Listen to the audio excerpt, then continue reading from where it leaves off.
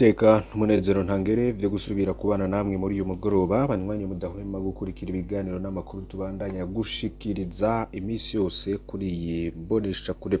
nabaye kaza umwoba muherereye hose reka nyatangure ndamutsa kandi mpakaze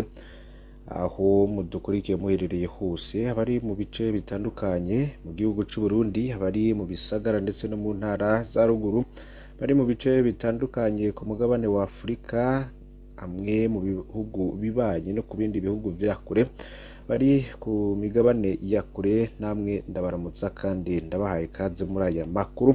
raza kwibanda ku mpinduka ziyejeje kuba mu gihugu cose c'u Burundi ntuze gucikwa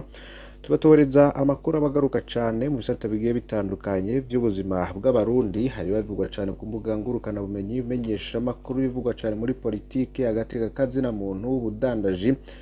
imigenderanire y'Uburundi n'amakungu umutekano n'ibindi bigiye bitandukanye twibagira kandi biba vyashikirijwe n'abategetsi bagiye batandukanye navyo tukaba tubigarukako muri aya makuru rero turaza kwibanda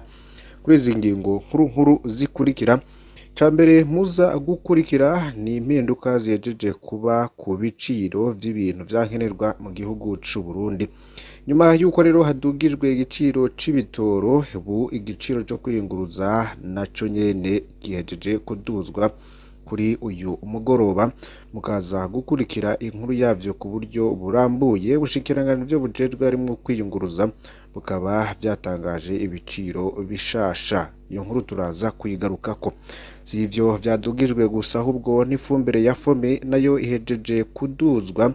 mu gihe umushikirangano vyajejwe harimyo burimyi ni Sanctus Niragira nawe ajeje kubimenyesha imbere y'abamenyesha makuru hamwe n'abanditsi ibiciro vy'ifumbire zose mukaza kubikurikira muri aya amakuru turaza kugaruka kandi ku migenderanire y'u Burundi n'igihugu ca Cuba Varisito Ndayishimiye ari mu rugendo muri ico gihugu yitabiriye inama izohuza abakuru b'ibihugu 77 hiyongereye ko n'Ubushinwa mbere iyo nama rero President Varisito Ndayishimiye akaba hejeje kubona na mugenzi wa Cuba Miguel Mario Diaz Canel ejo kuwa kabiri Presidence y'u Burundi rero bicishije ku rubuga rwa X rwahoze rwitwa Twitter yavuze ko abategetsi babiri baganiriye mu gufashanya hamwe no gukomeza ibigenderanire myiza ibigo rero bisanzwe bifitaniye umurwi je 77 plus Chine huhurikiyemo ibihugu bikenye hamwe n'ibikiri mu nzira y'amajambere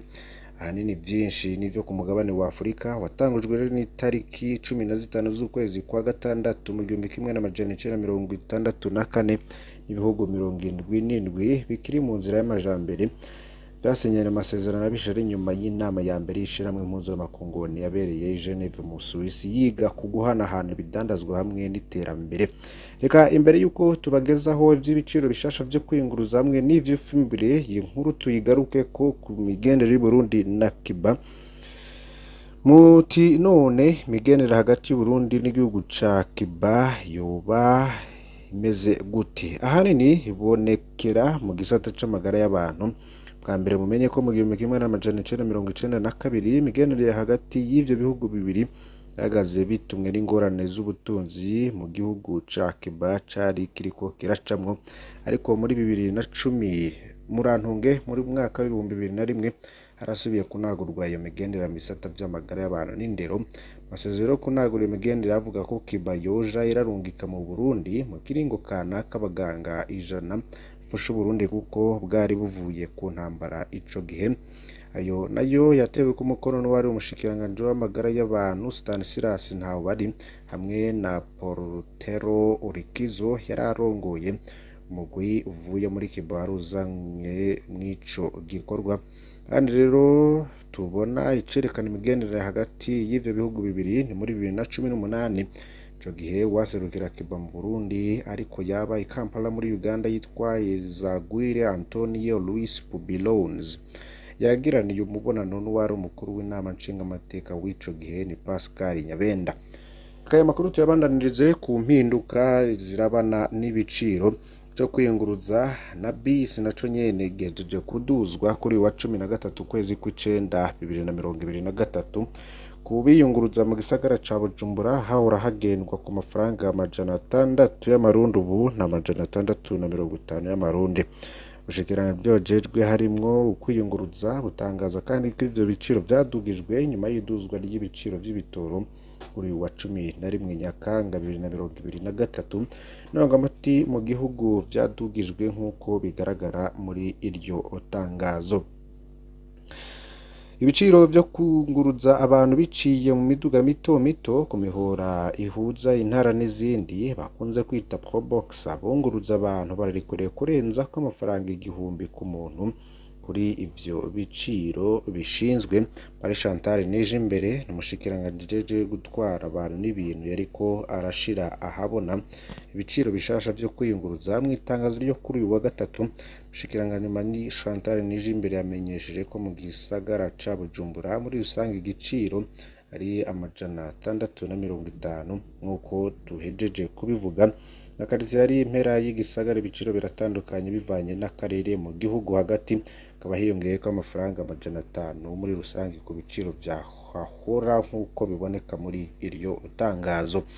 Sivyo biciro byo byadugijwe gusa nyuma y'ibitoro ndetse n'ivyo kwiyunguruza, mwomenya ko n'ivyifumbire navyo bihejeje kuduzwa. Kiganiro n'abamenyesha makuru umushikiranganje vyajejwe harimwo uburimyi Sanctus Niragira yavuze ko isizene y'uburemyi bw'agatasi ryaranzwe n'ibitigiri vyiyongereye by'abaremyi basavye intabire. Iyo ngo vyerekana ko abaremyi bitabiriye akamu umukuru w'igihugu kugwiza umwimbu no gusubiza isi akanovera. Sigura ko iryo duga ry'ibiciro ribaye nyuma yaho n'amafaranga mvamakungu adugije ibiciro. Nayo biruko mu gihe amenyesha ko leta y'u Burundi bandanya gushigikira abaremyi kugira baronswe ntabire ku giciro kitavuna. Mufuko w'ibiro 25 wabagara uzogurwa ibihumbi 77 n'amajana 473 vy'amarundi. Murimyi arihe ibihumbi 28 vy'amarundi, leta nayo imurihire ayasigaye. Ishwagara mufuko biro 50 uzogurwa ibihumbi 19 vy'amarundi, umurimyi arihe ibihumbi 5 vy'amarundi. Ire y'umufuko w'ibiro 25 uzogurwa ibihumbi 91 n'amajana 965 y'amarundi, umurimyi akaba azoriha ibihumbi 33 vy'amarundi. Imbora nayo ni ku bihumbi 86 n'amajana 408 y'amarundi. Muri ayo rero umurimyi akaba azoriha ibihumbi 31 vy'amarundi gusa. Mushikiranganje Niragira akamenyesha ko abaremyi bazokoresha ire mu kibanza ca Totahaza, ngo yaboneye no kumenyesha kiringo co kuriha ayasigaye kizotangura ku igenekezo ya 18 Nyakanga gushika igenekezo ya 12 Gitugutu uno umwaka. Mushikiranganje uburimyi yavuze ko mu rugendo yagize ahari ihinguriro Fomi ngo yasanze ibikorwa biriko bigenda neza, kizeza ko intabire izoshikira abarimyi bose bavyifuza kugira bakoreshe ifumbire mu bikorwa vyabo vy'ubuhinzi. Aya makuru tuyabandanirize mu raruko bw'umugabane wa Afrika. Imyuzurira iri kuba muri Libya, igihugu coba cacitsemo kubiri ngo nivyorohereza ano ubutabazi. Ishamushukwa na serukira leta mu karere k'ubuseruko vuga ko yaguye mu gahundwe habonye ivyabaye. Imyuzurira yateye igihugu ca Libya kuwa Mungu ati ni nka tsunami. Igice kinini ca Derna ibamwe abantu bagera ku bihumbi 100 coba cararengewe n'amazi nyuma yaho ingomero zibiri n'ibiraro 4 bisambukiye. Shiramwe mpuzamakungu ritabara imbabare ku isi ni Red Crescent canke Croix Rouge vuga ko abantu barenga ibihumbi 10 maze kumenyekana ko babuzwe irengero bivuye ku gihuhusi ciswe Daniel. Ico gihuhusi cadutse kwa Mungu kiregamiye ni bisagara byo mu buseruko bwa Benghazi, Susa na Al-Marj. Shikwa no mushikiranganje w'igisata c'indege akaba ari no mu murwi wa leta wo mu karere k'ubuseruko jejwe ubutabazi, akaba yabwiye gisata ca BBC News wako isambuka ryarumwe mu ngomero zo mu manuko bwa Drena ryatwaye bice byinshi by'isagara mu kiyaga. yabwiye rero itororokanizo ry'amakuru Reuters ko icaka nico gisaraga cazimanganya ati igice kinini co mu micungararo carasambutse hari igitigiriri kinini c'abapfuye kiguma congerekana isaha ku isaha ati ntidufise ibiharuro bikwiye ariko ni ivyago akaba yorongeyeho gira ati urugomero rwasambutse rwari rumaze iminsi rutagenzurwa. Tamer Ramadan arongoye Croix Rouge na Croissant Rouge canke Red Cross na Red Crescent muri Libya yamenyesha amakuru ko igitigiri c'abapfuye gishobora kuba kinini kari mu gihugu kibanyi ca Tunisia akoresheje ubuhinga bwa video. Yavuze ati abakozi bacu bagiye gutabara baracari ku bikorwa ubu ndufise ibiharuro vya nyuma igitigiri c'ababuzwe irengero kirashika ibihumbi 10 gushika ubu.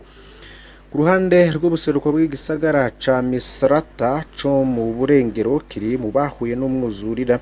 ndetse Libya yamye mu ngorane za politike kuva ku ntwaro yamaze igihe kirekire ya Colonel Muammar Gaddafi yatembagajwe ubutegetsi akicwa muri 2011 asiga igihugu gitunze ibitoro gicitsemwo kabiri na leta mfata kibanza ya Tripoli yemewe n'amakungu n'indi yo mu karere k'ubuseruko. Nuko rero mumenyesha makuru umunyaribia Abdelkare Assad bivuga ngo ibi biranabangamira ibikorwa by'ubutabazi kubari hari abategetsi batandukanye badashobora gutabara vyihuse mu gihe cibiza. Yabwiye BBC ati nta mirwi y'ubutabazi hari abantu bigishijwe gutabara bahari muri Libya. Ibintu rero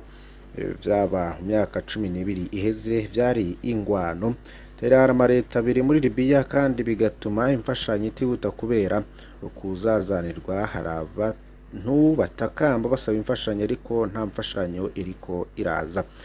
Mushikiranganje Shikwa yavuze ko imfashanyo yari mu nzira iza kandi ko leta yo mu karere ko mu buseruko izokwemera ubufasha bwa leta ya Tripoli aho yarongitse indege irimwe amatoni 18 y'ibikoresho by'ubuvuzi masashe yo gushiramwo abapfuye n'abaganga barenga 80 n'ababafasha. Hari n'umudasanzwe yashiramwe oni muri Libya Richard Knowlton yavuze ko Washington izorongika imfashanyo muri leta yo mu karere k'ubuseruko bwa Libya mufatanye n'abafatanya ibikorwa ba ONU hamwe n'abategetsi ba Libya. Ibihugu vya Misiri, Ubudagi, Irani, Itali, Qatar na Turukiya birumva vyavuze ko vyarungitse imfashanyo canke biriko biritegura kuyirungika. Darina iri hafi y'ibirometero 250 y'ubuseruko bwa Benghazi yegereye inkombe ikikijwe n'imisozi ifise isi imera yo mu karere ka Jabal Akdar. Iki gisagara cyahoze cubatswemo n'ibiniro vy'abarwanyi b'umugwi yitwaza dini ya Islam nyuma y'ikombarwa rya Gaddafi. Bahavuye rero birukanwa inyuma y'imyaka mike n'igisirikare ca leta ya Libya. Ngabo zari zifatanije na General Khalifa Haftar yari soma mbike y'ubutegetsi bwa leta ikorera mu karere k'ubuseruko bwa Libya. Uwo mu general w'igihangange yavuze ko ubu abategetsi bo mu buseruko bariko baratororokanya ibyasambuwe n'umwuzura kugira amabarabara asubire kubakwa kandi bagarukane muyaga nkuba mu gufasha ibikorwa by'ubutabazi. Reuters ikamenyesha ko uyu mutegetsi gihe ariko aravugira kumbonesha kure yavuze ati inzego zose zemewe mu gihugu cane banki nkuru ya Libya zitegerezwa gutanga uburyo bw'amafaranga bwose bukenewe kugira ngo abakozi babo bakore akazi kabo neza kandi babandanye ibikorwa byo gusanura ivyasambutse. Banywanyi bacu ndabakengurukiye cyane ko mu kubandanya gukurikira amakuru n'ibiganiro dushikiriza ntimuze gucikwa nandi tuza gushikiriza muri iri joro kuri iyi mbonesha kure y'umuhuza TV mudahwema agukurikira. Je nda subscribe canke s'abonner niba ukoresha YouTube y'igifaransa ifyonze ko curonka amakuru yacu hamwe n'ibiganiro uri mu bambere kandi byinshi dushikiriza bihagaruka ku nkuru zigiye zitandukanye. Imana ibahezagire.